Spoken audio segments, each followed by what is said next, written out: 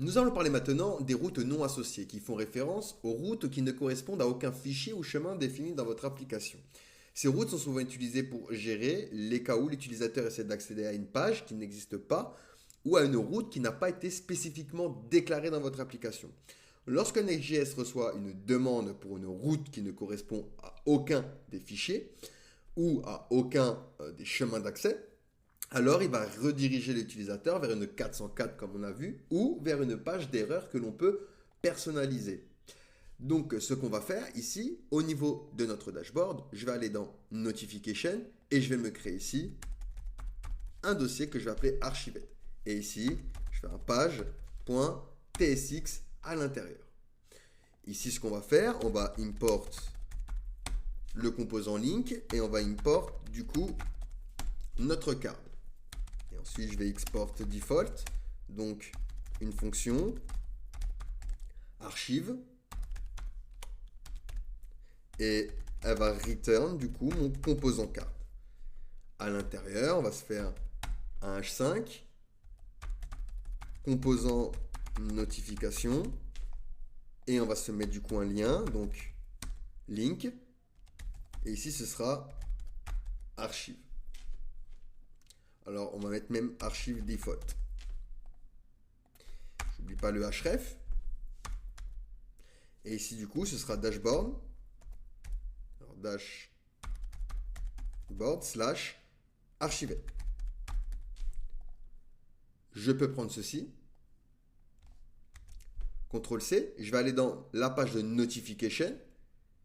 Je vais tout simplement le coller. Et ici, on va mettre juste archive. Et on n'oublie pas de import, du coup, link. OK? Parfait. Donc maintenant, ce que je vais faire, c'est que je vais aller dans mon dashboard ici. Je suis bien sur le dashboard. Lorsque je clique ici, hop, il m'a affiché l'autre composant de Archived, vous voyez, archive défaut. Cependant, si je resize la page, je vais tomber sur une 404 not found. Donc on voit que le composant se met à jour, pourtant dès qu'on reload, 404. Et c'est là que une matchée de routes, donc les routes non associées, rentre en jeu. Et notamment le fichier default.tsx. Ce fichier sert de solution de secours pour resituer le contenu lorsque Next.js ne peut pas récupérer l'état actif d'un emplacement à partir d'un URL actuel.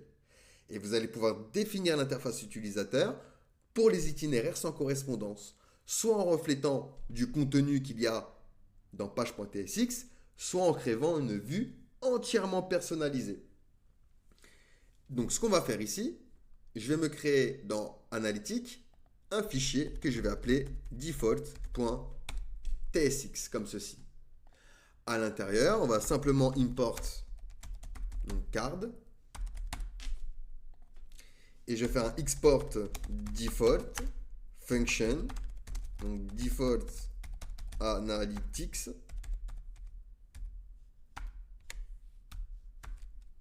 et je vais venir return ma card avec default analytique.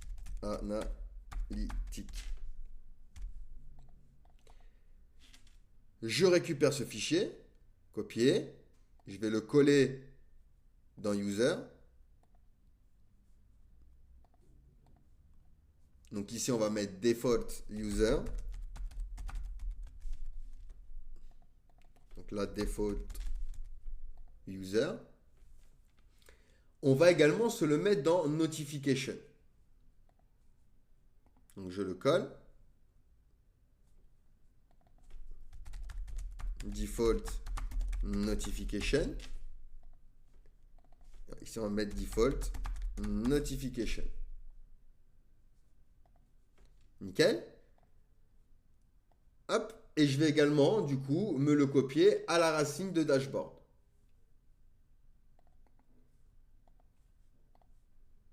Donc ici, ça va être default. Alors est-ce qu'on met default dashboard ou pas? Ouais, on va mettre default dashboard. Je veux pas que les noms se ressemblent. Donc default dashboard. Et ici, on va juste se mettre un H1 page par défaut dashboard. Alors, par défaut dashboard. Nickel. Et du coup, maintenant, au lieu de tomber sur une 404, je vais tomber du coup sur mes pages par défaut. Donc, ce qu'on va faire, c'est que je vais relancer l'application.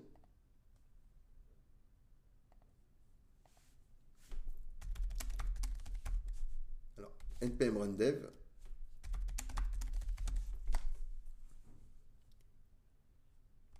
Hop, je clique dessus. Alors ici également, dans le default, vu qu'on a import card, on pourrait... Non, on ne va pas se l'importer. On va le laisser comme ça. Donc je suis bien sur page home. Je vais sur dashboard. Je clique dessus. J'ai bien archive default. Je tente de resize la page et je suis sur page par défaut de dashboard. Vous voyez? Donc c'est comme ça qu'on peut l'utiliser, le fichier default.tsx pour rediriger l'utilisateur vers une page spécifique au lieu d'une 404 basique. Allez, posez-moi des questions si vous en avez, sinon on passe à la suite.